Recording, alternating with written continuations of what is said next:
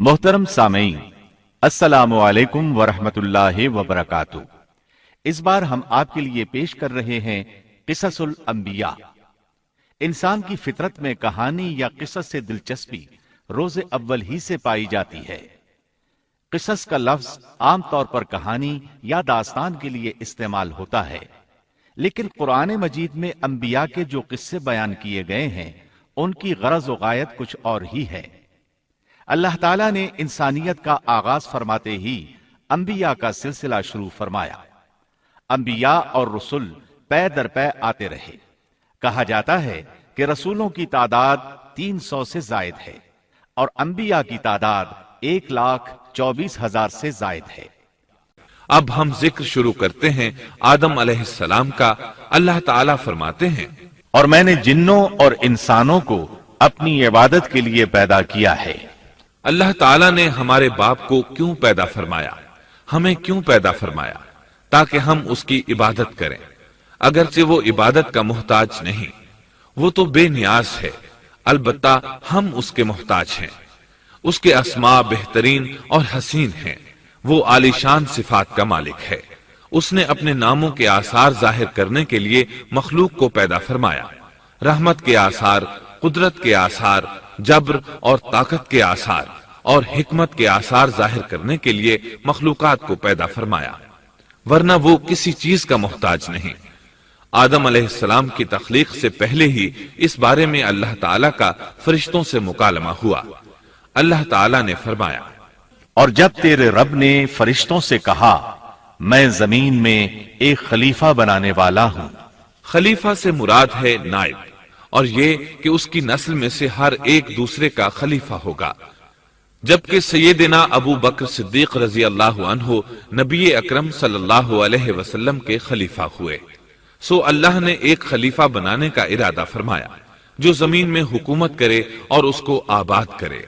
अल्लाह ताला ने तुम्हें जमीन से पैदा किया और उसी ने इस जमीन में तुम्हें बसाया है। अल्लाह ताला का इरादा हुआ कि जमीन को आबाद करवाए, जबकि जिन इस काबिल नहीं थे, क्योंकि उनमें इस कदर अक्ल दानिश नहीं थी कि जमीन को पुर रौनक और सरसब्ज व शादाब रख सकें। उलमा जिन्नात के बारे में कहते हैं, उनका सबसे बड़ा अक्लमंद जिन इंसानों के 10 साला बच्चे के बराबर अक्ल रखता है। इसलिए जमीन को आबाद करने की सलाहियत अल्लाह ताला ने इंसान को बख्शी। अल्लाह ने इंसान को बेहतरीन ढांचे और हसीन तरीन शक्ल सूरत से नवाजा, फिर अपनी रूह उसमें फूंकी। फरिश्तों ने उससे सवाल किया, ऐसी मखलूक को क्यों पैदा करता है जो जमीन में फसाद करे और खून बहाए? और हम तेरी तस्बीह, हम और पाकीज़गी बयान करते हैं। इसके जवाब में अल्लाह ने फरमाया, जो मैं जानता हूं तुम नहीं जानते। दरअसल फरिश्तों ने किसी तरह मालूम कर लिया था कि आदम की औलाद जमीन में फसाद करेगी, खून रेजी करेगी, लेकिन उन्होंने ये बात एतराज के तौर पर नहीं कही थी, क्योंकि ऐसा एतराज तो गुनाह है और फरिश्ते पलक झपकने के बराबर अल्लाह की मासियत और नाफरमानी नहीं करते, बल्कि वो तो निहायत मुअज़्ज़ज़ इबादत गुजार हैं। किसी बात में अल्लाह पर पेश दस्ती और सबकत नहीं करते और उसके हुक्म पर अमल करते हैं। अल्लाह के हुक्म की नाफरमानी नहीं करते, बल्कि जो हुक्म दिया जाए बजा लाते हैं। इसलिए फरिश्तों का ये पूछना वजाहत तलबी के लिए था। वो तो इंसान के पैदा करने की वजह पूछ रहे थे। वो जमीन में जिन्नात के आमाल और करतूत का मुशाहदा कर चुके थे, यानी अल्लाह ताला ने उन्हें पैदा करके इख्तियार दिया तो वो फितना और फसाद और फिस्क व फुजूर में मुब्तला हो गए।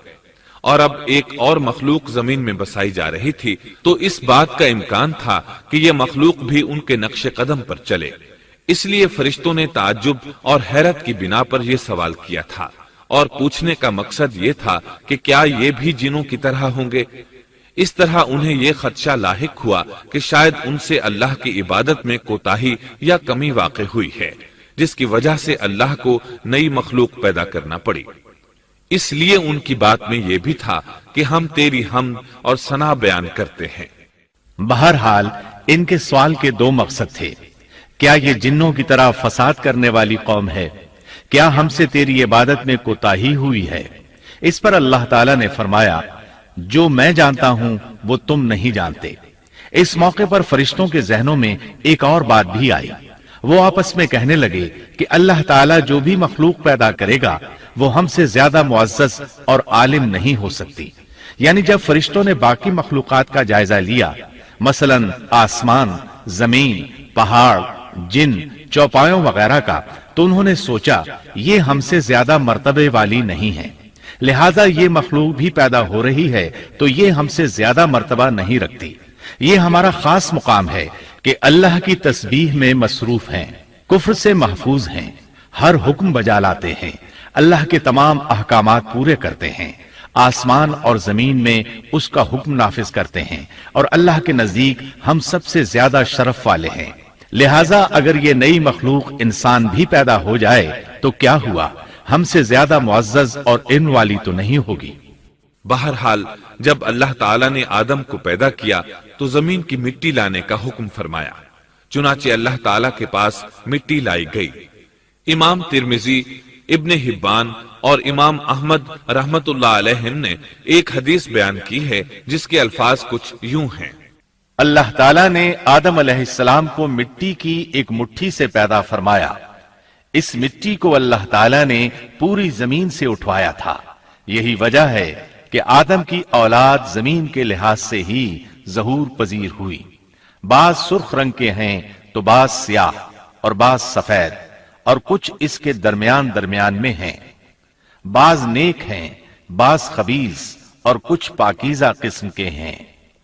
انسان کی تخلیق مٹی سے شروع ہوئی، اس مٹی کو پانی سے تر کیا گیا تو یہ طین بن گئی۔ اسی وجہ سے قرآن مجید کی بعض آیات میں تراب کا لفظ آیا ہے۔ تراب خشک مٹی کو کہتے ہیں، اور بعض آیات میں طین کا لفظ آیا ہے۔ طین تر اور بھیگی مٹی کو کہتے ہیں۔ اللہ تعالیٰ فرماتے ہیں خلقہ من تراب، یعنی آدم کو تراب سے پیدا کیا گیا۔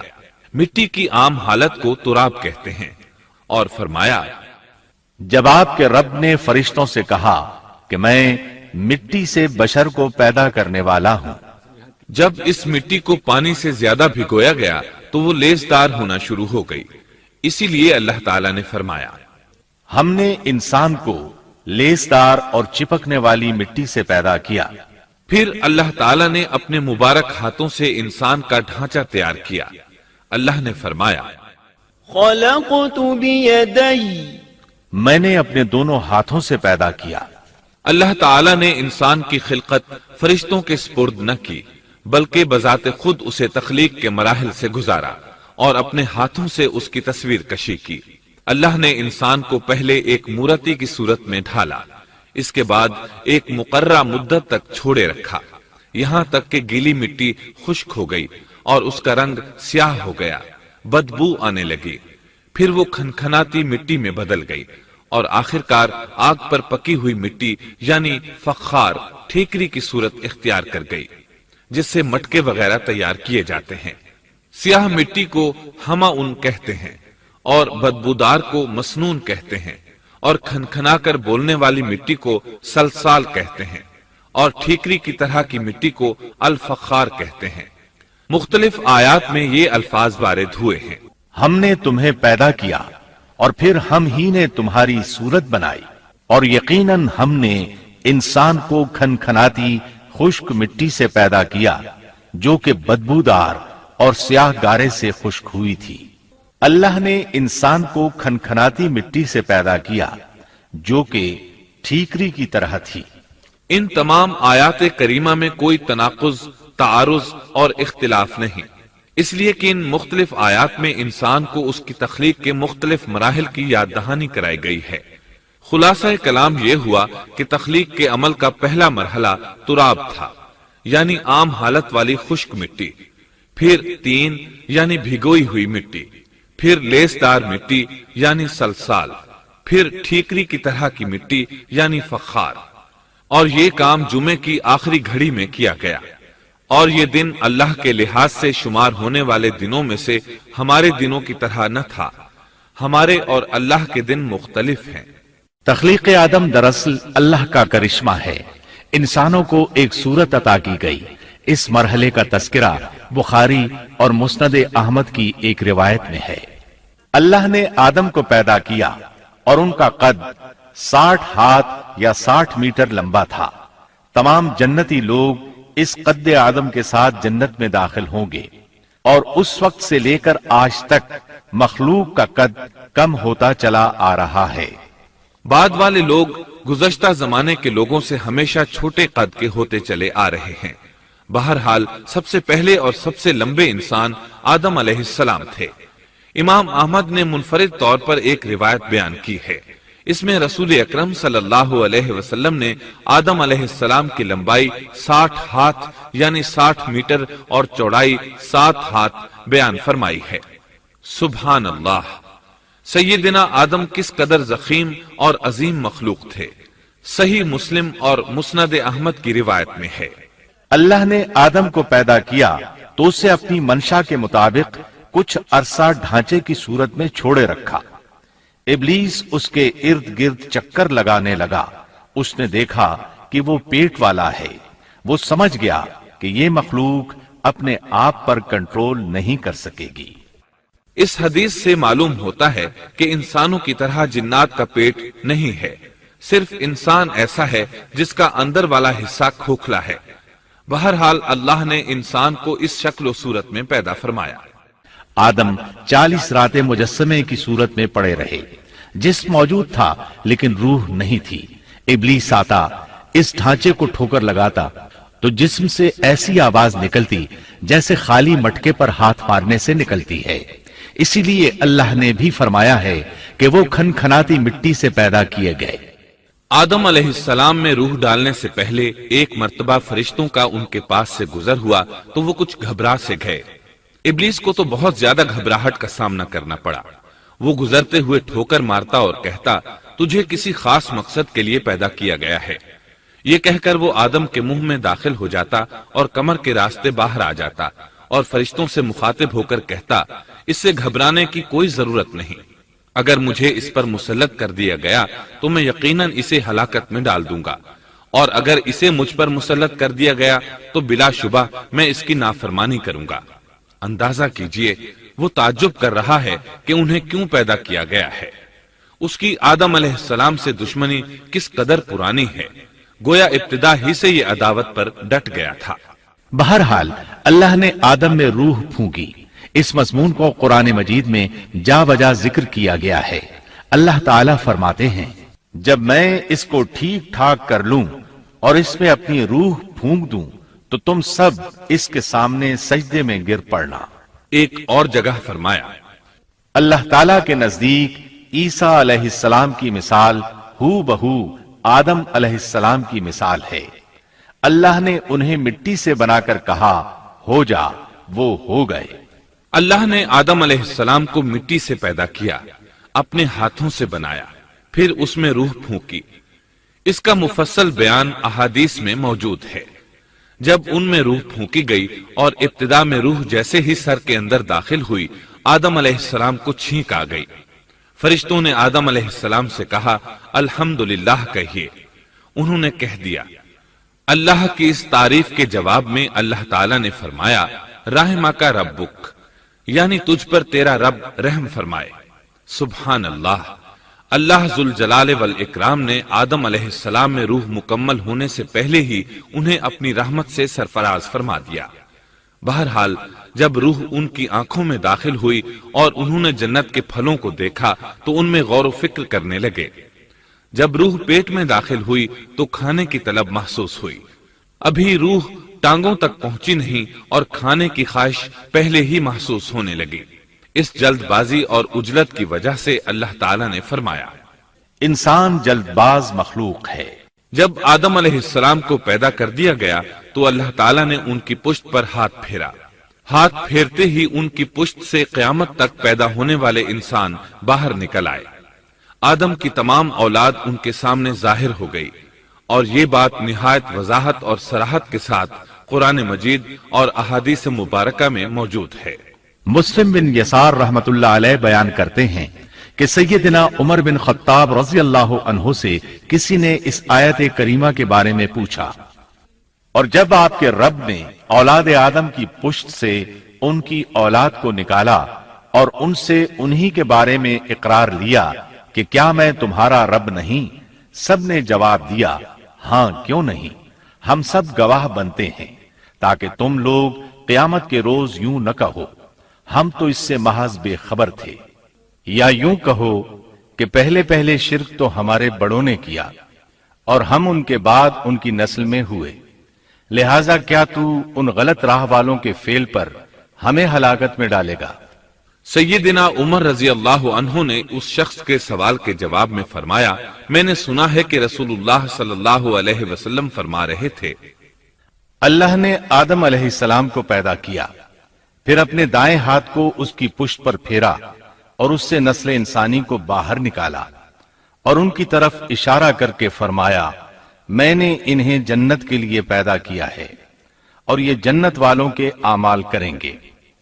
پھر اپنے ہاتھ کو دوبارہ آدم علیہ السلام کی پشت پر پھیرا اور اس سے نسل انسانی کو باہر نکالا اور ان کی طرف اشارہ کر کے فرمایا میں نے انہیں آگ کے لیے پیدا کیا ہے اور یہ آگ والوں کے اعمال کریں گے۔ اس پر ایک شخص نے نبی اکرم صلی اللہ علیہ وسلم سے سوال کیا، اے اللہ کے رسول صلی اللہ علیہ وسلم، تو پھر ہمارے اعمال کس حساب میں شمار ہوں گے؟ آپ نے جواب میں فرمایا اللہ تعالیٰ جب کسی بندے کو جنت کے لیے پیدا کرتا ہے تو اس سے جنت والوں کے کام کرواتا ہے، حتیٰ کہ جنت والے اعمال میں سے ہی کسی عمل پر اس کا موت سے سامنا ہوتا ہے، اس وجہ سے اللہ اسے جنت میں داخل کرتا ہے، اور جب اللہ کسی بندے کو آگ کے لیے پیدا کرتا ہے تو اسے آگ والے اعمال پر لگا دیتا ہے، یہاں تک کہ وہ آگ والے اعمال میں سے کسی عمل پر مرتا ہے، اس کی وجہ سے اللہ اسے آگ میں داخل کر دیتا ہے۔ ہر شخص کے لیے اس کام میں آسانی پیدا کر دی جاتی ہے جس کے لیے وہ پیدا کیا گیا ہے۔ لیکن یہ بات ذہن میں ہر وقت موجود رہنی چاہیے کہ اللہ نے انسان کو اختیار دے رکھا ہے کہ وہ اپنی عقل اور فکر کی روشنی میں اللہ کے احکامات پر عمل پیرا ہو کر خود کو جنتی بنا لے، یا عقل کا درست استعمال نہ کرتے ہوئے شیطان کا پٹا گلے میں ڈال لے اور جہنم میں جگہ بنا لے۔ یہ تو اللہ نے انسان کو اختیار دے رکھا ہے، اس کی مرضی کہ جنت والے اعمال کرے یا جہنم والے۔ ہر انسان میں دونوں طرف جانے کی طاقت اور صلاحیت موجود ہے۔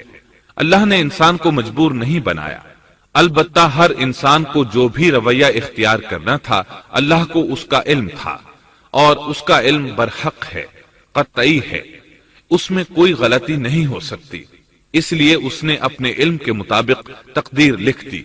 اب ہم جو کچھ کرتے ہیں تقدیر سے مجبور ہو کر نہیں کرتے بلکہ اپنے اختیار سے کرتے ہیں، اور چونکہ تقدیر بھی اللہ کے حکم سے لکھی گئی اس لیے اس میں بھی کوئی خطا واقع نہیں ہوتی۔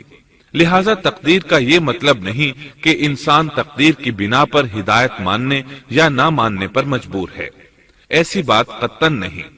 اور درست بات یہ ہے کہ تقدیر کا مسئلہ بہت زیادہ پیچیدہ ہے اور مشکل ترین مسائل میں سے ہے، یہاں اس کی تفصیل کا موقع نہیں۔ جب اللہ نے آدم علیہ السلام کو پیدا کر لیا اور اس میں اپنی روح پھونک دی تو فرشتوں کو حکم دیا کہ آدم کو سجدہ کریں۔ ابلیس ایک بہت نیک اور بزرگ جن تھا، اس نے کبھی اللہ کی نافرمانی نہیں کی تھی، اسی بنا پر وہ بلند مرتبہ پا کر فرشتوں میں شامل ہو چکا تھا، لیکن فرشتوں کی جنس سے قطعاً نہیں تھا۔ اللہ نے اسے اطاعت اور فرما برداری کا صلہ دیا تھا، اس کی عزت اور اکرام کرتے ہوئے آسمان میں بسایا تھا، لمحہ بھر کے لیے بھی اس نے اللہ کی نافرمانی نہیں کی تھی، اور پھر اللہ نے آدم کو سجدہ کرنے کا حکم دیا، اور اس حکم کے مخاطب فرشتے اور ابلیس تھے۔ صرف فرشتوں کے لیے یہ حکم نہیں تھا بلکہ ابلیس بھی اس حکم میں شامل تھا، کیونکہ اللہ تعالیٰ فرماتے ہیں اور یقیناً ہم نے تمہیں پیدا کیا، پھر ہم ہی نے تمہاری صورت بنائی، پھر ہم نے فرشتوں سے کہا کہ آدم کو سجدہ کرو، تو سوائے ابلیس کے سبھی نے سجدہ کیا، وہ سجدہ کرنے والوں میں شامل نہ ہوا۔ اللہ تعالیٰ نے فرمایا تجھے کس چیز نے سجدے سے روک دیا جبکہ میرا حکم تیرے لیے بھی تھا؟ تو اس سے ثابت ہوا اس حکم میں فرشتوں کے ساتھ ابلیس بھی شامل تھا، کیونکہ قرآن میں از امرتک کے الفاظ ہیں۔ اس کا مطلب ہے کہ میں نے تجھے حکم دیا تھا، اور پھر ابلیس نے جواب میں یہ نہیں کہا کہ تو نے تو مجھے حکم ہی نہیں دیا تھا، بلکہ اس نے سجدہ نہ کرنے کی وجہ یہ بتائی۔ اس نے کہا میں سجدہ کیوں کروں، میں اس سے بہتر ہوں، اس لیے کہ تو نے مجھے آگ سے پیدا کیا اور اسے مٹی سے۔ اللہ نے حکم دیا تو اس سے نیچے اتر جا۔ غرض جب ابلیس نے نافرمانی کی، سرکشی اور تکبر کا مظاہرہ کیا، تو اس وقت اللہ تعالیٰ اور اس کے درمیان مکالمہ ہوا۔ اللہ نے اس کی سرکشی دیکھ کر اسے سزا دیتے ہوئے فرمایا، اس جنت سے اتر جا، تجھے کوئی حق حاصل نہیں کہ تو اس جنت میں رہ کر تکبر کرے۔ ابلیس نے جواب میں کہا مجھے قیامت کے دن تک مہلت دے دیجئے، یعنی اتنی لمبی عمر دے دیجئے کہ میں قیامت تک زندہ رہوں، موت نہ آئے۔ اللہ نے فرمایا تجھے مہلت دے دی گئی، لیکن ایک وقت مقررہ تک۔ اور جب شیطان اس طرف سے مطمئن ہو گیا کہ اسے مہلت مل گئی، تب اس نے کہا چونکہ تو نے مجھے گمراہ کر دیا ہے، اس وجہ سے میں قسم کھاتا ہوں کہ میں انسانوں کی گمراہی کے لیے تیرے سیدھے راستے پر بیٹھ جاؤں گا، پھر ان کے آگے سے، ان کے پیچھے سے، ان کے دائیں سے، ان کے بائیں سے، ان کے پاس آؤں گا، اور آپ ان میں سے اکثر لوگوں کو شکر گزار نہیں پائیں گے۔ اللہ تعالیٰ نے شیطان کا رد کرتے ہوئے فرمایا، یہاں سے ذلیل و خوار ہو کر نکل جا۔ ان میں سے جو شخص بھی تیرا حکم مانے گا، میں ایسے تمام گمراہوں سے جہنم کو بھر دوں گا۔ جو انسان بھی تیرا پیروکار بنے گا، وہ جہنم کا مستحق اور حقدار ٹھہرے گا۔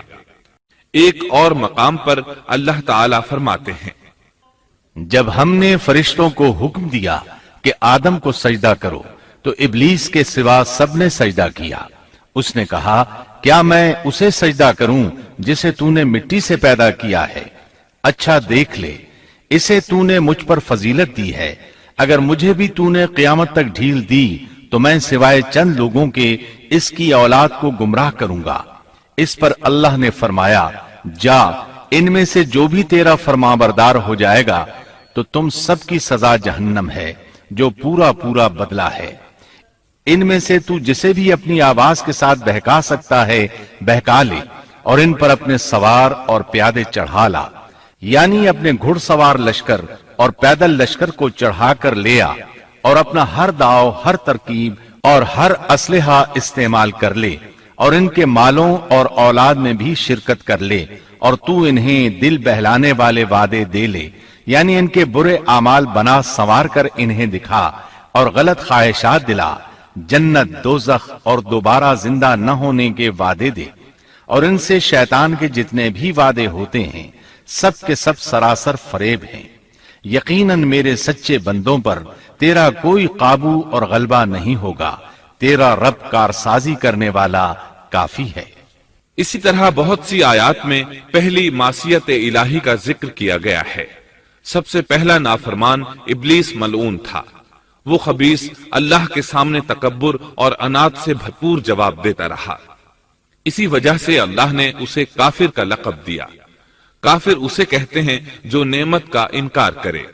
اللہ نے اس پر اتنا فضل و کرم اور انعام و احسان کیا کہ بلند ترین مرتبے تک پہنچا دیا، لیکن اس نے اللہ کی اس نعمت کی قدر نہ کی، پرواہ نہ کی اور کفر کا راستہ اختیار کیا۔ سب سے پہلا گناہ تکبر تھا۔ اسی لیے علماء کرام فرماتے ہیں تمام گناہوں کی جڑ تکبر اور غرور ہے۔ نبی اکرم صلی اللہ علیہ وسلم نے اپنی امت کو تکبر نہ کرنے کا سختی سے حکم فرمایا، اس کی برائی، وبال اور ہلاکت سے آگاہ فرمایا۔ آپ نے فرمایا اللہ اس شخص کی طرف رحمت سے دیکھے گا بھی نہیں جس نے تکبر کی بنا پر کپڑا ٹخنوں سے نیچے لٹکایا۔ اس کے علاوہ نبی صلی اللہ علیہ وسلم نے تو مطلقاً فرما دیا، وہ شخص جنت میں داخل ہونے کے قابل نہیں جس کے دل میں ذرہ برابر بھی تکبر ہے۔ جو شخص اپنے کپڑے، اپنے مکان اور اپنے قبیلے پر فخر کرتا ہے، اس سے اللہ کی رحمت اٹھ جاتی ہے۔ اسی لیے نبی صلی اللہ علیہ وسلم نے جب اپنے صحابہ کرام کو دیکھا کہ مہاجر صحابی انصار صحابہ کے خلاف اور انصاری صحابی مہاجرین صحابہ کے خلاف آواز لگا رہے ہیں، تو آپ نے فرمایا اس جاہلیت والی پکار کو چھوڑو، یہ بہت بدبودار ہے۔ برادری کی بنیاد پر لڑنا، باہم فخر کرنا برے نتائج کا ذریعہ ہے۔ گناہوں کی بنیاد بھی تکبر ہے۔ اس لیے ہر مومن کو چاہیے کہ اپنے نوکر، خادم، ملازم یا کسی بھی مسکین پر کبھی بھی فخر و غرور کا اظہار نہ کرے، کیونکہ یہی اللہ کی سب سے پہلی نافرمانی وجود میں آئی تھی۔ تکبر کا یہ ذکر ضمناً آ گیا۔ ہم پھر اپنے موضوع کی طرف لوٹتے ہیں۔ اللہ نے آدم علیہ السلام کو پیدا کیا اور انہیں عالم بنا کر ہی تخلیق کیا، یعنی جب وہ پیدا ہوئے تو جاہل نہیں تھے۔ اللہ نے آدم علیہ السلام کو فرشتوں سے بھی بڑا عالم بنا کر پیدا فرمایا۔ بے شمار احادیث میں آدم علیہ السلام کی ابتدا اور ان کے علم کا ذکر موجود ہے۔ جب اللہ نے آدم میں مکمل روح ڈال دی اور وہ اپنے پاؤں پر کھڑے ہو گئے تو اللہ نے انہیں حکم دیا، جاؤ فرشتوں کی جماعت کو السلام علیکم کہو۔ آدم اور فرشتوں کی زبان عربی تھی، یہی زبان اہل جنت کی ہے۔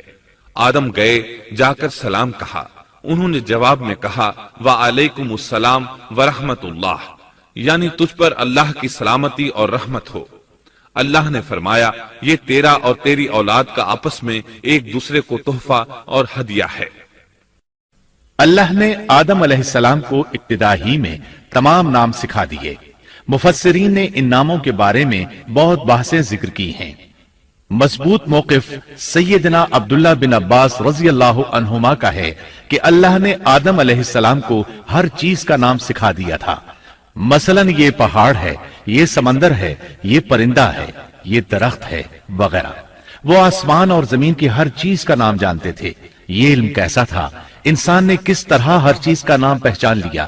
یقیناً اللہ انسان میں یہ طاقت پیدا کر سکتا ہے کہ وہ ہر علم کا احاطہ کر سکے۔ اللہ نے آدم علیہ السلام کو ہر چیز کا نام اور اس کی صنعت اور کام بھی معلوم کرا دیا۔ آگ، لوہے، لکڑی، غرض ہر چیز کا نام اور استعمال ذہن میں ڈال دیا۔ وہ کس قدر عظیم علم سے بہرہ ہوئے، سبحان اللہ۔ بہرحال اللہ نے آدم علیہ السلام کو صرف شکل و صورت اور تخلیق ہی میں بلند مرتبہ عطا نہیں کیا تھا، بلکہ عقل و علم کے لحاظ سے بھی بلند درجے اور مقام پر فائز کیا تھا، جیسا کہ اللہ تعالیٰ فرماتے ہیں اللہ نے آدم علیہ السلام کو ہر چیز کا نام سکھا دیا، پھر ان چیزوں کو فرشتوں پر پیش کیا۔ مجھے ان چیزوں کے نام بتاؤ اگر تم سچے ہو۔ مطلب یہ کہ تم اپنے دعوے میں کہاں تک سچے ہو؟ جب آدم کی تخلیق ہوئی تو تم نے کہا تھا اللہ جو چاہے پیدا کر لے، قسم ہے وہ ہم سے زیادہ معزز اور عالم نہیں ہوگا۔ اس دعوے میں اگر تم سچے ہو تو ذرا ان اشیاء کے نام تو بتاؤ۔ اللہ تعالیٰ نے آدم علیہ السلام کا زیادہ معزز ہونا، مکرم ہونا اور علم و معرفت والا ہونا واضح کرنے کے لیے فرشتوں کو حکم دیا کہ آدم علیہ السلام کو سجدہ کریں۔ یہ سجدہ تعظیمی تھا، عبادت والا سجدہ نہیں تھا۔ سجدہ تعظیمی پہلے وقتوں میں جائز تھا، لیکن اب حرام ہے۔ اسی لیے تو یعقوب علیہ السلام، ان کی بیوی اور 11 بیٹوں نے یوسف علیہ السلام کو سجدہ کیا تھا۔ بہرحال فرشتوں نے آدم علیہ السلام کو سجدہ کیا۔ اس سے معلوم ہو جاتا ہے کہ کون زیادہ عزت اور عظمت والا ہے۔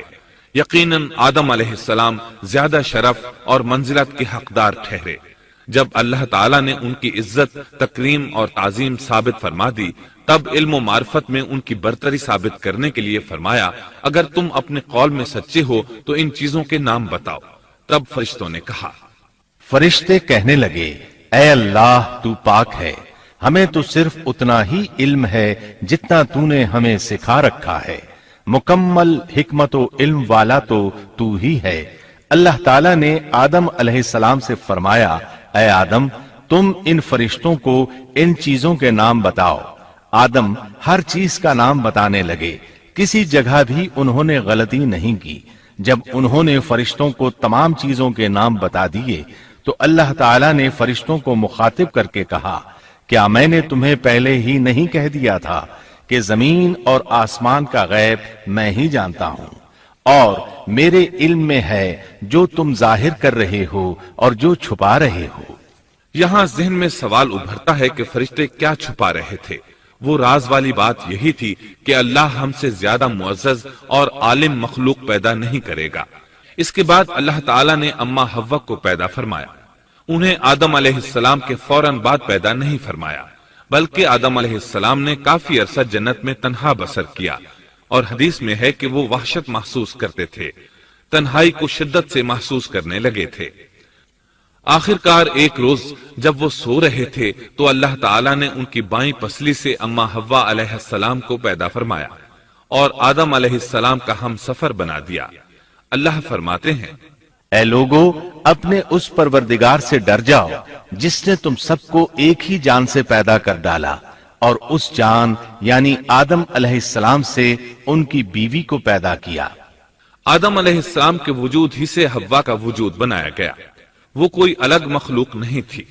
جب آدم علیہ السلام بیدار ہوئے تو انہوں نے اپنے قریب ایک عورت کو بیٹھے دیکھا. پوچھنے لگے، تم کون ہو؟ حوا علیہ السلام نے کہا، عورت. آدم علیہ السلام نے پھر پوچھا، تجھے کس لیے پیدا کیا گیا ہے؟ وہ بولی، آپ کے لیے، تاکہ آپ مجھ سے سکون اور انس حاصل کریں.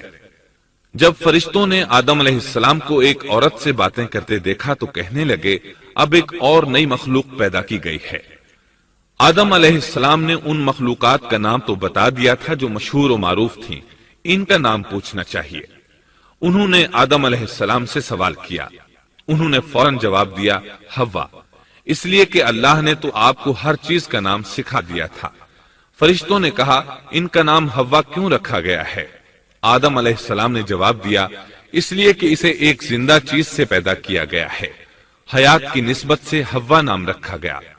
مسلم شریف میں ہے، سیدنا ابو ہریرہ رضی اللہ عنہ روایت کرتے ہیں کہ رسول اللہ صلی اللہ علیہ وسلم نے فرمایا، جو شخص اللہ اور آخرت کے دن پر ایمان رکھتا ہے، جب وہ کسی معاملے کے لیے حاضر ہو تو بھلائی والی بات کرے یا خاموش رہے، اور عورتوں کے بارے میں بھلائی کی وصیت حاصل کر لو، یعنی ان کے ساتھ اچھا سلوک کرو، کیونکہ عورت پسلی سے پیدا کی گئی ہے، اور پسلی میں زیادہ ٹیڑھا حصہ اوپر والا حصہ ہوتا ہے.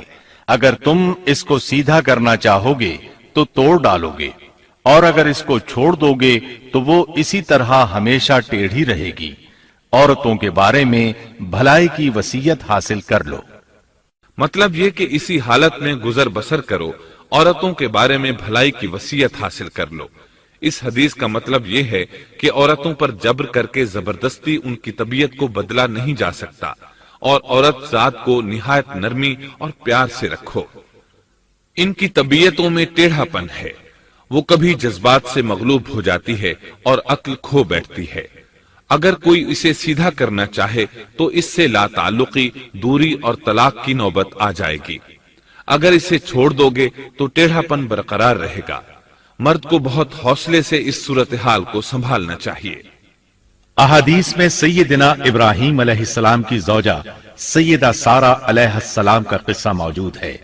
وہ حوا علیہ السلام کے بعد کائنات کی سب سے زیادہ خوبصورت عورت تھی. احادیث سے یہ اشارہ ملتا ہے کہ حوا علیہ السلام ابتدائے انسانیت سے لے کر قیامت تک پیدا ہونے والی تمام عورتوں میں خوبصورت تھیں. اب ابلیس لگا اپنے وسوسے شروع کرنے.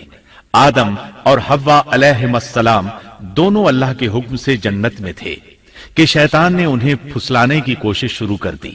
اللہ تعالیٰ فرماتے ہیں، اور ہم نے کہہ دیا، اے آدم، تم اور تمہاری بیوی جنت میں رہو، اور جہاں سے چاہو با فراغت کھاؤ. جنت بھی کیسی؟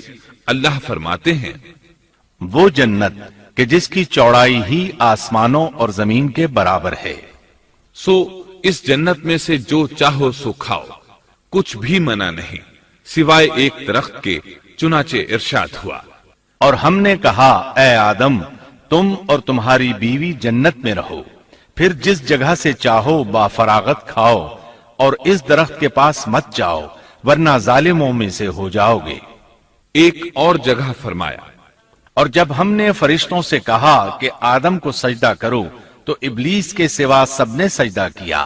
ابلیس نے انکار کیا تو ہم نے کہا، اے آدم، یہ تیرا اور تیری بیوی کا دشمن ہے. خیال رکھنا ایسا نہ ہو کہ وہ تم دونوں کو جنت سے نکلوا دے اور تو مصیبت میں پڑ جائے. یہاں تو تجھے آرام ہے، نہ تو بھوکا ہے اور نہ ننگا، اور نہ تو یہاں پیاسا ہوتا ہے نہ دھوپ سے تکلیف اٹھاتا ہے۔ گویا اللہ نے سیدنا آدم علیہ السلام کو وسوسے سے پہلے ہی خبردار کر دیا تھا۔ ان آیات سے یہ بھی پتا چلا کہ انسان سے ابلیس کی عداوت اور دشمنی ابتدا ہی سے چلی آ رہی ہے، اور یہ بھی ثابت ہوا کہ جو لوگ کہتے ہیں کہ انسان ابتدا میں ننگا تھا، ان کا قول صحیح نہیں، اس لیے کہ اللہ تعالیٰ نے جنت میں بھی آدم علیہ السلام پر لباس رکھا اور زمین میں بھی لباس نازل کر دیا، جیسا کہ اللہ تعالیٰ فرماتے ہیں، اے آدم کی اولاد، ہم نے تم پر لباس کو نازل کیا جو تمہاری شرمگاہوں کو چھپاتا ہے اور زینت کا سبب بھی ہے، اور تقوی کا لباس اس سے بھی بہتر ہے۔ لہذا آدم ابتدا میں ننگے نہیں تھے، انہیں تو ننگے پن کا علم ہی نہیں تھا، نہ ہی ان کی بیوی کو برہنہ ہونے کا علم تھا۔ اللہ نے آدم علیہ السلام کو کامل نعمتوں سے نوازا، بھوک نہ پیاس، یہاں تک کہ پیاس کے اسباب سے بھی محفوظ، نہ گرمی اور نہ دھوپ، پھر بے انتہا حسن و جمال، مشقت نہ تکلیف، بدبختی نہ بدقسمتی۔ آدم اور حوا علیہ السلام کے دلوں میں وسوسہ ڈالنے کے بارے میں بھی قرآن نے روشنی ڈالی ہے۔ پھر شیطان نے ان دونوں کے دلوں میں وسوسہ ڈالا۔ یہ وسوسہ اس نے ان دونوں کو طمع دلانے کی صورت میں پورا کیا، اور یہ طمع دلائی کہ اس درخت کو کھانے سے ہمیشگی اور بقا ملتی ہے، اور کبھی نہ ختم ہونے والی بادشاہت حاصل ہوتی ہے، اور اس وسوسے کا مقصد یہ تھا تاکہ ان کا پردہ بدن جو ایک دوسرے سے پوشیدہ تھا دونوں کے روبرو بے پردہ کر دے۔ ان کی شرمگاہوں کو ننگا کرنے کے لیے اس نے ایسا کیا۔ وہ دونوں کپڑے میں ملبوس تھے، ستر ڈھانپ رکھا تھا۔ جب انہوں نے اس درخت سے کھایا تو لباس نیچے گر گیا، دونوں برہنہ ہو گئے۔ یہی شیطان چاہتا تھا کہ انہیں برہنہ کر دے، اللہ کی نافرمانی پر اکسائے۔ ارشاد ہوتا ہے، شیطان نے انہیں وسوسہ ڈالا، کہنے لگا، اے آدم، کیا میں تجھے دائمی زندگی کا درخت اور وہ بادشاہت نہ بتلا دوں جو کبھی پرانی نہ ہو؟ جب تم اس درخت سے کھاؤ گے تو ہمیشہ زندہ رہنے والے بن جاؤ گے اور زبردست بادشاہت حاصل کر لو گے۔ اس نے یہ تمنا بھی دلائی۔ تمہارے رب نے تم دونوں کو اس درخت سے اس لیے منع کیا ہے کہ تم دونوں فرشتے نہ بن جاؤ یا ہمیشہ زندہ رہنے والے نہ بن جاؤ۔ یعنی تم اس درخت سے کھا لو گے تو فرشتے بن جاؤ گے اور ہمیشہ قائم دائم رہو گے۔ پھر وہ وسوسہ ڈالتے ہوئے جھوٹی قسمیں کھانے لگا، جیسا کہ ارشاد ہوتا ہے، اور ان دونوں کے روبرو قسمیں کھانے لگا کہ یقین آ جائے میں آپ کا خیر خواہ ہوں۔ اللہ کی قسم کھانے لگا، اور اس وقت سے جھوٹی قسموں کی ابتدا ہوئی۔ اس نے ان دونوں کو فریب دے کر بہکا لیا، جیسا کہ فرمایا، فَدَلَّاهُمَا بِغُرُورٍ، یعنی دھوکے سے انہیں پھسلایا، حالانکہ انہیں کسی چیز کی کمی نہیں تھی۔ بھلا وہاں کیا محتاجی ہو سکتی تھی؟ جنت میں سکون سے زندگی بسر کر رہے تھے، جنت سے بڑھ کر کیا چاہیے؟ ہمیشہ کے لیے جنت مل چکی تھی۔ اللہ تعالیٰ فرماتے ہیں، ان دونوں نے جب درخت کو چکھا، دونوں کا پردہ بدن ایک دوسرے کے روبرو کھل گیا، دونوں اپنے بدنوں پر درختوں کے پتے جوڑ جوڑ کر رکھنے لگے۔ کپڑے اترنے پر دونوں کو حیا آئی، اس لیے کہ انسان کی فطرت میں برہنہ ہونے کی ناپسندیدگی شامل ہے۔ برہنہ ہو گئے تو کوئی لباس نہیں تھا، اس لیے درختوں کے پتے جوڑ کر جسم ڈھانپنے لگے۔ حدیث میں آیا ہے، آدم بھاگنے لگے تو اللہ نے پکارا، آدم مجھ سے بھاگتے ہو؟ آدم بولے، اللہ، میں شرم کی بنا پر بھاگ رہا ہوں، اور اس وجہ سے کہ تیرے سامنے برہنہ کیسے رہوں، پھر یہ کہ نافرمانی کا ارتکاب بھی کر چکا ہوں۔ یہاں ایک سوال پیدا ہوتا ہے، دونوں میں سے پہلے کھانے والا کون تھا؟ اس بارے میں راجح قول یہ ہے کہ وہ حوا علیہ السلام تھی۔ انہی نے آدم علیہ السلام کو طمع دلاتے ہوئے اس غلطی پر آمادہ کیا تھا، جیسا کہ بخاری شریف میں نبی اکرم صلی اللہ علیہ وسلم نے فرمایا، اگر حوا نہ ہوتی تو کوئی عورت اپنے خاوند سے خیانت نہ کرتی۔ حوا علیہ السلام نے انہیں غلطی میں مبتلا کیا تھا۔ اگر حوا علیہ السلام نہ ہوتی تو آدم بھی خیانت میں مبتلا نہ ہوتے اور نہ معصیت میں مبتلا ہوتے۔ तब अल्लाह ने उन्हें पुकारा, क्या मैंने तुम दोनों को इस दरख्त से नहीं रोका था, और क्या ये नहीं कहा था कि शैतान तुम्हारा खुला दुश्मन है? अब तवज्जो तलब बात यह है कि उस मौके पर दोनों ने क्या तर्ज अमल इख्तियार किया। क्या वो दोनों अपनी मासियत पर बजिद रहे और तकब्बुर करने लगे, जैसा कि इब्लीस ने सजदा करने से इनकार किया था और फिर लगा था अपनी मासियत पर इसरार करने, या उन दोनों ने तौबा कर ली? जी हां, दोनों ने तौबा कर ली, जैसा कि कुरान मजीद में आता है। दोनों ने कहा, ऐ हमारे रब, हमने अपना बड़ा नुकसान किया, और अगर तू हमारी मगफिरत न करेगा और हम पर रहम न करेगा तो वाकई हम खसारा पाने वालों में से हो जाएंगे। इस किस्से में एक सवाल ये जहन में पैदा होता है कि जब सैयदना आदम अलैहिस्सलाम को इब्लीस ने सजदा न किया तो अल्लाह ताला ने उसे मरदूद बनाकर जन्नत से निकाल दिया। फिर वो सैयदना आदम अलैहिस्सलाम को उस दरख्त के करीब किस तरह ले गया जबकि वो जन्नत से बाहर हो चुका था? कुरान करीम में इस बारे में ये अल्फाज आए हैं, फिर शैतान ने उनके दिलों में वसवसा डाला। ये वसवसा उसने कैसे डाला जबकि वो जन्नत से निकाला जा चुका था? मुफस्सिरीन ने इसके जवाब में लिखा है कि उसने जन्नत से बाहर रहकर ये वसवसा डाला था। जैसे आजकल तार और बगैर तार के आवाज को दूर दराज इलाकों तक पहुंचाया जा सकता है, ऐसे ही शैतान ने अपनी ताकत से ये वसवसा उनके दिलों तक पहुंचाया। लगे हाथों इब्लीस की हकीकत भी सुन ले। इब्लीस के लफ्जी मानी इंतहाई मायूस के हैं। ये रांदा दरगाह होने के बाद हमेशा हमेशा के लिए अल्लाह की रहमत से मायूस हो गया था, इसलिए उसे ये लक़ब मिला, वरना रिवायात की रूह से उसका असल नाम अज़ाज़ील था। पहले ये जिन्नात में से था। अपने रब ताला की इताअत से निकलकर इब्लीस हुआ। इसका इल्म नाकिस था, मिजाज नापाक था, वो गुरूर और तकब्बुर में मुब्तला हो गया था। यहां ये बात भी जहन नशीन कर लें कि अंबिया खता और गुनाह से पाक होते हैं। उन पर अल्लाह ताला की मुस्तकिल हिफाजत और निगरानी कायम रहती है। अगरचे अंबिया भी इंसान होते हैं और तमाम इंसानी तकाजे उन्हें लाहिक होते हैं, लेकिन उनके अमल और इरादे में किसी किस्म की बदी और शर का अमल दखल कतन नहीं होता। उनका हर कौल और अमल बल्कि हर हरकत और सुकून की हालत भी इंसानियत के लिए बेहतरीन नमूना होते हैं। अलबत्ता बशर होने की वजह से भूल का इम्कान होता है, ताहम भूल हो जाने की सूरत में उन्हें फौरन ही खबरदार कर दिया जाता है। भूल हो जाना बशरी तबीयत का खासा है। अल्लाह ताला ने हर इंसान की फितरत में ये चीज रखी है। अंबिया से भूल चूक हो जाने में भी अल्लाह ताला की कई एक हिकमतें पोशीदा हैं। मसलन बहुत सी कौमें अपने नबियों के मोजज़ात देखकर उनमें रबूबियत की सिफात की कायल हो गई। यहां तक कि बाज कौमों ने अपने नबियों को अल्लाह या अल्लाह का बेटा भी जाना। जब अंबिया से भूल और लग़ज़िशें हुई तब गोया लोगों पर यह वाज़ेह किया गया कि ये इलाह नहीं है। इलाह होते तो किस तरह इनसे भूल हो सकती थी। इससे यह बताना भी मकसद था कि अंबिया इंसान ही होते हैं, कोई मावराई मखलूक नहीं होते।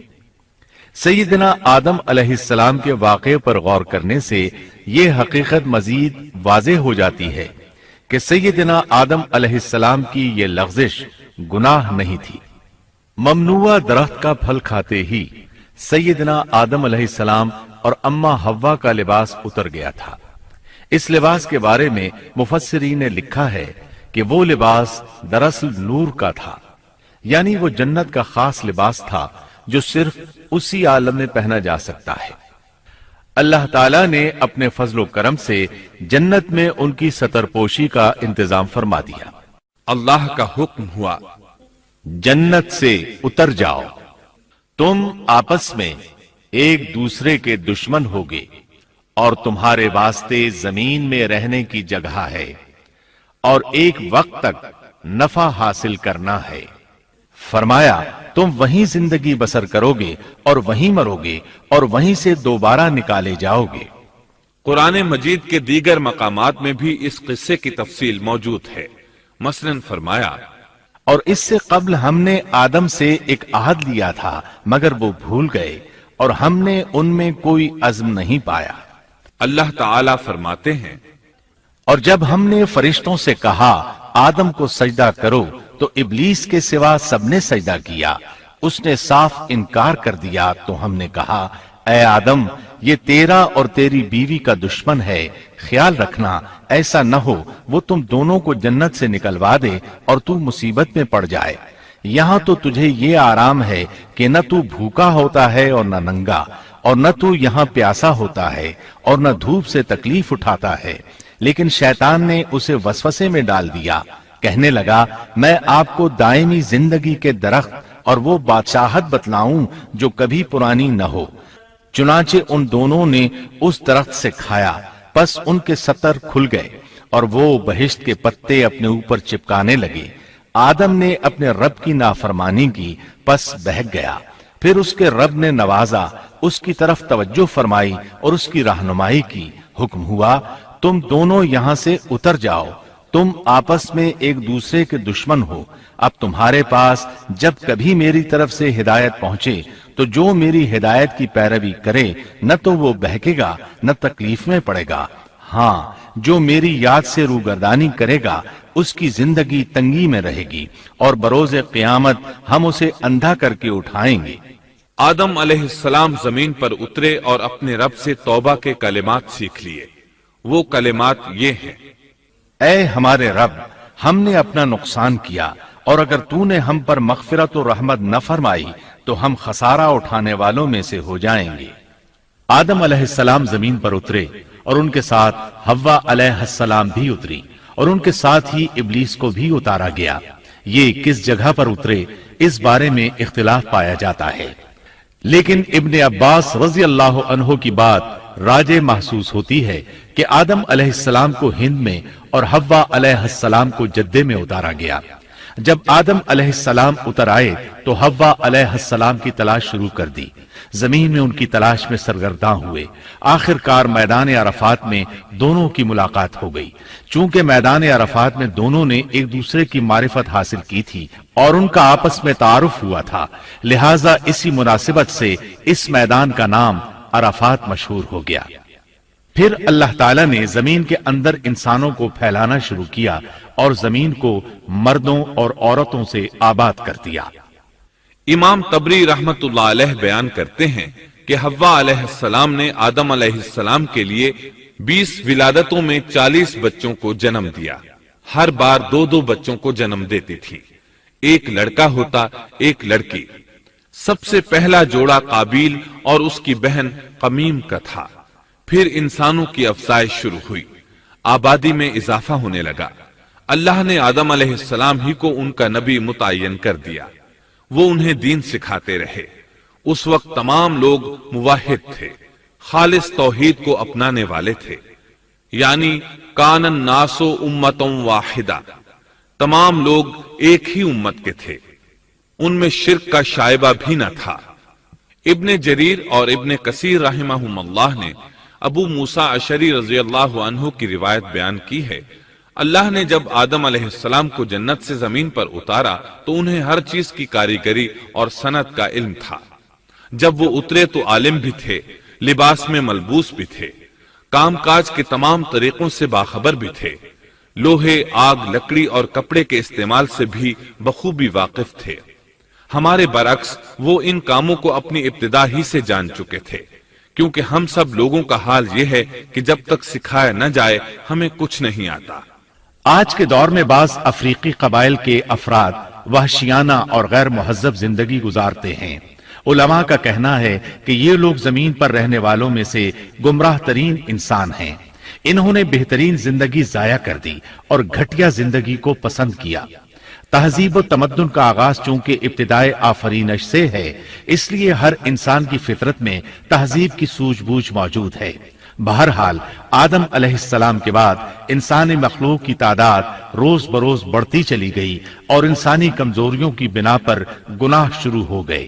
زمین پر سب سے پہلے ہونے والی معصیت قابیل کے ہاتھوں اپنے بھائی حابیل کے قتل کی صورت میں سامنے آئی۔ اللہ تعالیٰ نے قرآن مجید میں قابیل اور اس کے بھائی حابیل کا قصہ بیان کیا ہے۔ قابیل قرخت اور درشت طبیعت کا مالک تھا، جبکہ اس کا بھائی حابیل رحم دل اور نرم طبیعت تھا۔ قابیل کھیتی باڑی کرتا تھا اور حابیل مویشی چراتا تھا۔ حابیل کے نرم دل ہونے کی ایک وجہ اس کا بکریاں چرانا تھا، کیونکہ ایک چرواہا اپنی بکری کو بھوکا دیکھ کر اسے چارہ کھلائے بغیر نہیں رہتا، نہیں وہ کسی بکری کو پیاسا دیکھ کر اسے بھول جاتا ہے۔ اپنے جانور پر اس کی طاقت سے زیادہ بوجھ بھی نہیں لادتا۔ بنی نو انسان کی تعداد میں اضافے کے لیے اس وقت ایسا قانون تھا جو اب حرام ہے، اور وہ ہے بہن کے ساتھ نکاح۔ چونکہ اس وقت کے سب لوگ آدم علیہ السلام کی حقیقی اولاد تھے اور آپس میں بہن بھائی تھے، اس لیے اس وقت کی شریعت کی روح سے قابیل اپنے ساتھ جڑواں پیدا ہونے والی بہن کے سوا کسی دوسری بہن سے شادی کر سکتا تھا، اور اسی طرح حابیل اپنے ساتھ جڑواں پیدا ہونے والی بہن کے علاوہ کسی دوسری بہن سے شادی کر سکتا تھا۔ اس کی صورت یہ تھی کہ قابیل کی شادی حابیل کی بہن سے ہو اور حابیل کی شادی قابیل کی بہن سے ہو، لیکن ہوا یہ کہ حابیل کی بہن خوبصورتی میں قابیل کی بہن سے کم تھی، اس لیے قابیل نے حابیل کی بہن سے شادی کرنے سے انکار کر دیا اور اپنی جڑواں بہن سے شادی کی خواہش ظاہر کی، لیکن ایسا کرنا آدم علیہ السلام کی شریعت میں حرام تھا۔ آپ نبی بھی تھے اور رسول بھی۔ رسول اور نبی میں فرق یہ ہے کہ رسول پر شریعت اور احکام نازل ہوتے ہیں، لیکن نبی پر شریعت نازل نہیں ہوتی، البتہ اس کی طرف وحی نازل ہوتی ہے اور معجزات عطا کیے جاتے ہیں، جبکہ شریعت صرف رسولوں ہی پر نازل کی جاتی ہے۔ آدم علیہ السلام بھی چونکہ رسول تھے، اس لیے ان کی شریعت میں یہ قانون تھا کہ کوئی شخص اپنے ساتھ جڑواں پیدا ہونے والی بہن کے ساتھ شادی نہیں کر سکتا۔ قابیل اس شرعی حکم کی وجہ سے غضبناک ہو گیا۔ اس نے تعجب کا اظہار کرتے ہوئے اس قانون کو ماننے سے انکار کر دیا۔ آدم علیہ السلام نے ان دونوں کے درمیان فیصلہ کرتے ہوئے انہیں حکم دیا کہ دونوں اللہ کے حضور ایک ہدیہ پیش کریں۔ ہدیہ اس جانور کو کہتے ہیں جسے اللہ کے نام پر ذبح کر کے فقراء میں تقسیم کر دیا جائے۔ اس سے مقصود اللہ کے لیے اپنی نیت کو خالص کرنا ہوتا ہے۔ اس عمل کو قربانی کہا جاتا ہے۔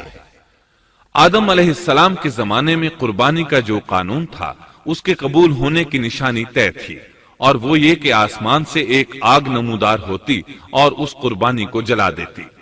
اس کا مطلب تھا قربانی قبول ہو چکی ہے، اور اگر آگ قربانی کو نہ جلاتی تو سمجھ لیا جاتا کہ قربانی قبول نہیں ہوئی۔ آخر قربانی کا دن آ پہنچا۔ حابیل نے اپنے مویشیوں میں سے ایک بہترین جانور لیا اور قربان گاہ میں لا کر اللہ کے حضور پیش کر دیا۔ دوسری طرف قابیل نے اپنی کھیتی کے غلے میں سے ردی قسم کا غلہ قربانی کے لیے پیش کیا۔ دوسرے دن دونوں قربان گاہ پہنچے تو انہوں نے دیکھا کہ حابیل کی قربانی قبول ہو چکی ہے، جبکہ قابیل کی قربانی کو آگ نے چھوا تک نہیں تھا۔ یہ دیکھ کر قابیل حابیل پر غضبناک ہوا۔ شیطان نے بھی اسے وسوسے میں مبتلا کیا کہ اپنے بھائی کو قتل کر دے۔ اس نے اپنے بھائی حابیل کو جان سے مار ڈالنے کا پختہ ارادہ کر لیا۔ اس وقت تک روئے زمین پر کوئی انسان قتل نہیں ہوا تھا۔ انسانی تاریخ میں یہ پہلا قتل ہے جس کا ارتکاب قابیل نے کیا۔ وہ اپنے بھائی حابیل کے پاس گیا اور اس سے بولا، میں تجھے قتل کر دوں گا۔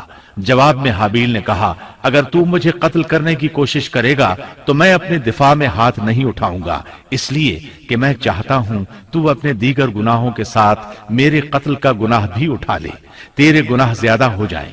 چنانچہ ایک تاریک رات میں حابیل سویا ہوا تھا کہ قابیل ایک بڑا سا پتھر اٹھا کر اس کے پاس آیا۔ اس نے وہ پتھر اپنے بھائی کے سر پر دے مارا۔ اس طرح اس نے حابیل کو قتل کر دیا۔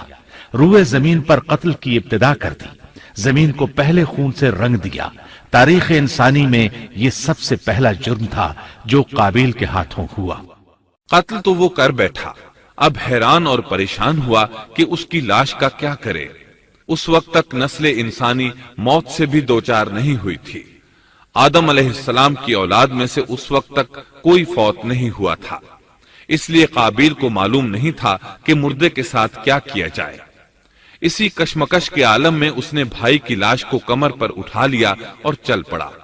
چلا جا رہا تھا کہ اللہ نے 2 کوے بھیجے۔ دونوں کوے آپس میں لڑ پڑے، ایک نے دوسرے کو ہلاک کر دیا۔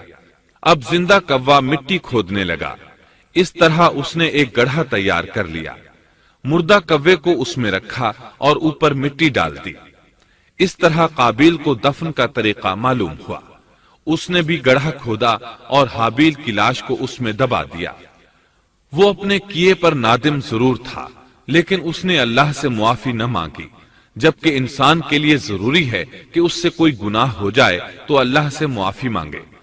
قابیل اور حابیل کے درمیان جو مکالمہ ہوا، اللہ تعالیٰ نے اس کا ذکر سورہ مائدہ آیت 27 تا 29 میں کیا ہے۔ اللہ فرماتے ہیں، آدم علیہ السلام کے دونوں بیٹوں کا کھرا کھرا حال بھی انہیں سنا دو۔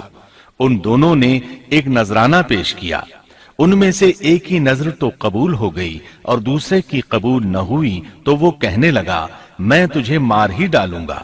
اس نے کہا اللہ تقوی والوں ہی کا عمل قبول کرتا ہے، گو تو میرے قتل کے لیے دسترازی کرے، لیکن میں تیرے قتل کے لیے ہرگز اپنا ہاتھ نہیں بڑھاؤں گا۔ میں تو اللہ تعالی پروردگار عالم سے خوف کھاتا ہوں، میں تو چاہتا ہوں کہ تو میرا گناہ اور اپنا گناہ اپنے سر پر رکھ لے اور دوزخیوں میں شامل ہو جائے، ظالموں کا یہی بدلہ ہے۔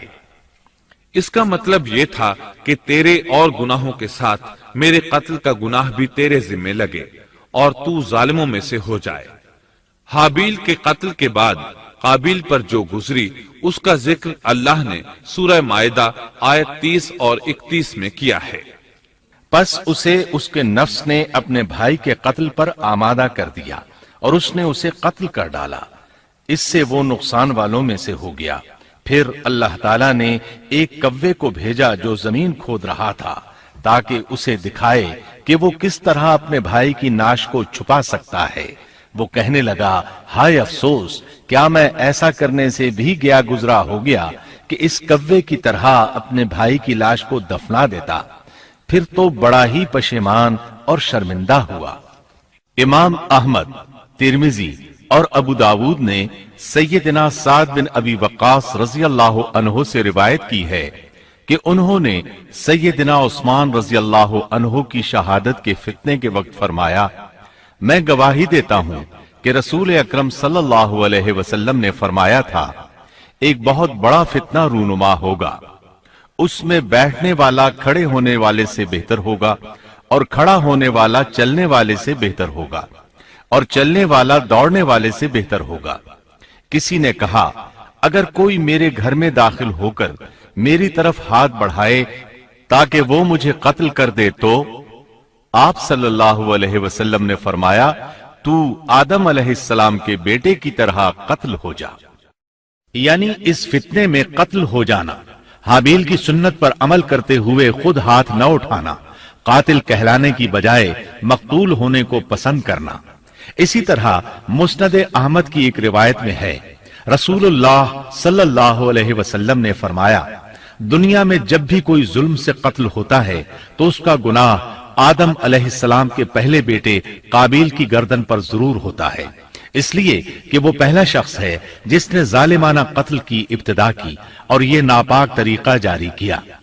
اس حدیث سے اس جرم کی نوعیت کا بخوبی اندازہ ہوتا ہے کہ اللہ تعالیٰ نے اس کو صرف ایک قتل قرار نہیں دیا بلکہ اس کو ایک گھناؤنی حرکت قرار دیا۔ قیامت تک آنے والے لوگ جو اس گناہ کے مرتکب ہوں گے ان کا کچھ گناہ قابیل کے حساب میں ڈالا جائے گا۔ حابیل کو قتل کرنے کے بعد قابیل نے اپنی بیوی کو ساتھ لیا اور دور دراز نرم زمین کے پاس جا کر رہائش پذیر ہو گیا اور آدم علیہ السلام کے سامنے تک نہ ہوا۔ آدم علیہ السلام پہاڑوں کے قریب ایک بستی میں رہ رہے تھے، یہ ان سے بہت دور جا بسا تھا۔ اس طرح قابیل کا آدم علیہ السلام سے رابطہ بالکل ختم ہو گیا اور اس سے ایک نئی نسل کی ابتدا ہوئی۔ فحاشی اور اریانی کو ان کے ہاں عروج حاصل تھا۔ عبادت یہ لوگ اگرچہ اللہ ہی کی کرتے تھے لیکن آدم علیہ السلام کی شریعت کے خلاف بے حیائی کے دل دادا تھے۔ تقوی کی قلت، احکام الہی کی نافرمانی اور فحاشی کا فروغ ان کے شب و روز کا معمول تھا۔ اس کے بعد لوگ دو گروہوں میں تقسیم ہو گئے۔ شریر اور برے لوگ قابیل کے ساتھ مل گئے اور آدم علیہ السلام کے دیگر بیٹے اور نیک لوگ آدم علیہ السلام کے ساتھ مل گئے۔ آدم علیہ السلام 960 سال زندہ رہے۔ ان کی کل عمر تو 1000 سال تھی، لیکن 40 سال کم کر دی گئی۔ سیدنا ابو ہریرہ رضی اللہ عنہ بیان کرتے ہیں کہ رسول اللہ صلی اللہ علیہ وسلم نے فرمایا، جب اللہ نے آدم علیہ السلام کو پیدا فرمایا تو ان کی پیٹھ پر ہاتھ پھیرا۔ اس طرح قیامت تک جتنے انسان پیدا ہونے والے تھے ان کی روحیں وجود میں آ گئیں۔ پھر ہر انسان کی آنکھوں کے درمیان ایک نور رکھ کر آدم علیہ السلام کے سامنے پیش کیا۔ انہوں نے پوچھا، یا اللہ یہ کون ہے؟ اللہ نے فرمایا، یہ تیری اولاد ہے۔ ان میں سے ایک کی پیشانی کی چمک آدم علیہ السلام کو بہت اچھی لگی۔ انہوں نے پوچھا، یا اللہ یہ کون ہے؟ جواب ملا، یہ تیری اولاد میں سے بہت دور جا کر ہیں، ان کا نام داؤد ہے۔ پوچھا، ان کی عمر کتنی ہے؟ فرمایا 60 سال۔ آدم علیہ السلام کہنے لگے، یا اللہ 40 سال میری عمر میں سے ان کی عمر میں شامل کر دے۔ اس سلسلے میں دوسری روایت یوں آئی ہے، جب آدم علیہ السلام کی روح قبض کرنے کے لیے فرشتہ آیا تو وہ کہنے لگے، میری عمر میں تو ابھی 40 سال باقی ہیں۔ اس وقت ان کی عمر 960 سال تھی۔ انبیاء اپنی عمر سے واقف ہوتے ہیں۔ فرشتے نے کہا، کیا آپ کو یاد نہیں آپ نے اپنی عمر کے 40 سال اپنی اولاد داؤد کو ہبہ کر دیے تھے؟ رسول اللہ صلی اللہ علیہ وسلم نے فرمایا، چونکہ آدم علیہ السلام نے انکار کیا تو ان کی اولاد بھی انکار کی عادی ہے۔ آدم علیہ السلام خود بھول گئے، ان کی اولاد بھی بھولتی ہے۔ آدم علیہ السلام نے خطا کی، ان کی اولاد بھی خطا کرتی ہے۔ حابیل کے قتل کے بعد اللہ تعالیٰ نے آدم اور حوا علیہ السلام کو اس کا نعم البدل عطا کیا۔ اس کا نام انہوں نے شیس رکھا۔ شیس کا مطلب ہے اللہ کا دیا ہوا تحفہ۔ حابیل کے قتل پر آدم اور حوا علیہ السلام دونوں بہت غمگین ہوئے، اس لیے اللہ نے بدلے میں انہیں شیس علیہ السلام عطا فرمائے۔ سیدنا ابو ذر غفاری رضی اللہ عنہ سے مروی ایک صحیح حدیث میں ہے کہ رسول اللہ صلی اللہ علیہ وسلم نے فرمایا، اللہ تعالیٰ نے 104 صحیفے نازل فرمائے، ان میں سے 50 صحیفے شیس علیہ السلام پر نازل ہوئے۔ ان صحیفوں میں ایسے قوانین، اصول اور ضابطے تھے جن سے انسانیت کی زندگی منظم ہوتی ہے۔ شیس علیہ السلام نے آدم علیہ السلام سے علم حاصل کیا، لیکن آدم علیہ السلام کا تمام علم وہ حاصل نہ کر سکے، اس لیے کہ آدم علیہ السلام نے بالمشافہہ اللہ تعالی سے علم حاصل کیا تھا، اور بہت سی اشیاء کا علم اللہ تعالی نے انہیں سکھا دیا تھا، اس لیے وہ تمام علماء سے بڑھ کر عالم تھے۔ شیس علیہ السلام نے آدم علیہ السلام سے علوم سیکھ کر لوگوں کو سکھائے۔ لوگوں نے ان سے مختلف علوم، فنون اور پیشے سیکھے۔ انہیں شہروں میں رہنے سہنے کے بارے میں تعلیم دی، دن رات کے حسابات سے انہیں آگاہ کیا اور انہیں بتایا کہ کن اوقات میں وہ اللہ کی عبادت کریں اور عبادت کے طریقے انہیں سکھائے۔ احادیث میں اس کی وضاحت ملتی ہے۔ امام احمد رحمت اللہ علیہ بیان کرتے ہیں کہ ابو زمعہ سعدی کہتے ہیں کہ انہوں نے مدینے میں ایک شیخ کو لوگوں سے کلام کرتے دیکھا تو ان کے متعلق پوچھا، یہ کون شخص ہے؟ لوگوں نے بتایا کہ یہ ابی بن کعب رضی اللہ عنہ ہیں، بڑے صحابہ میں ان کا شمار ہوتا ہے، تمام مسلمانوں سے بڑھ کر قرآن اور اس کی تفسیر کے عالم ہیں۔ ابو زمعہ فرماتے ہیں کہ ابی بن کعب رضی اللہ عنہ اس وقت یہ واقعہ بیان کر رہے تھے کہ جب آدم علیہ السلام کی وفات کا وقت قریب آیا تو انہوں نے اپنے بیٹوں سے فرمایا، میرا جنت کے پھل کھانے کو جی چاہتا ہے۔ جنت کے پھل دنیاوی پھلوں جیسے ہی ہوتے ہیں، سیب، انار، انگور، یہ سب جنت میں موجود تھے۔ جنت کے اور دنیا کے پھلوں میں فرق یہ ہے کہ دنیاوی پھل بدبودار ہو جاتے ہیں، جبکہ جنتی پھل کبھی بدبودار نہیں ہوتے۔ اسی طرح دنیاوی پھلوں کا ذائقہ عارضی ہوتا ہے، جبکہ جنتی پھلوں کا ذائقہ ہمیشہ برقرار رہتا ہے۔ اس لیے آدم علیہ السلام نے چاہا کہ وہ جنت کے پھل کھائیں۔ चुनाचे उनके बेटे तलाश में निकल गए। उन्होंने अपने साथ कुल्हाड़े, कुदालें और टोकरियां ले ली। रास्ते में उन्हें फरिश्ते मिले। उनके पास आदम अलैहिस्सलाम का कफन और खुशबू वगैरह थी। उन्होंने पूछा, आदम के बेटो, किस चीज की तलाश में हो? कहां जा रहे हो? उन्होंने जवाब में कहा, हमारे वालिद मरीज हैं, उन्हें जन्नत के फलों की ख्वाहिश है। फरिश्ते उनके सामने इंसानी शक्ल में आए थे। उनकी बात सुनकर बोले, वापस जाओ, तुम्हारे वालिद फौत होने के करीब हैं। अब उनमें इतनी ताकत नहीं रही कि फल खा सकें। जब फरिश्ते आदम अलैहिस्सलाम की रूह कब्ज करने के लिए आए तो हव्वा अलैहिस्सलाम ने उन्हें पहचान लिया। वो बुलंद आवाज से आदम अलैहिस्सलाम को पुकारने लगी, उनके साथ चिमड़ गईं। आदम अलैहिस्सलाम बोले, मुझसे अलग हो जाओ, पहले भी मुझे तुम्हारी वजह से मुसीबत पहुंची थी। मेरे और मेरे रब के फरिश्तों के दरमियान से हट जाओ। फिर फरिश्तों ने आदम अलैहिस्सलाम की रूह कब्ज की, उन्हें गुस्ल दिया, कफन पहनाया, खुशबू लगाई, आपकी कब्र खोदी। फिर उन्होंने आदम अलैहिस्सलाम की नमाज़े जनाजा अदा की। उसके बाद उन्हें कब्र में उतारा, फिर ऊपर मिट्टी डाल दी और बोले, आदम के बेटो, तुम्हारे लिए यही तरीका है। उस वक्त तक लोग कफन दफन के अहकामात से वाकिफ नहीं थे। उन्हें इल्म न था कि काबिल ने अपने भाई को कैसे दफन किया था। इसलिए फरिश्तों को भेजा गया ताकि तदफीन का तरीका बता दें। तो इस तरह इंसान को दफन करने का तरीका मालूम हुआ जो फरिश्ते लेकर आए थे। आदम अलैहिस्सलाम ने अपनी 960 साल की मुकम्मल जिंदगी में सिवाय उस दरख्त का फल खाने के और कोई खता नहीं की।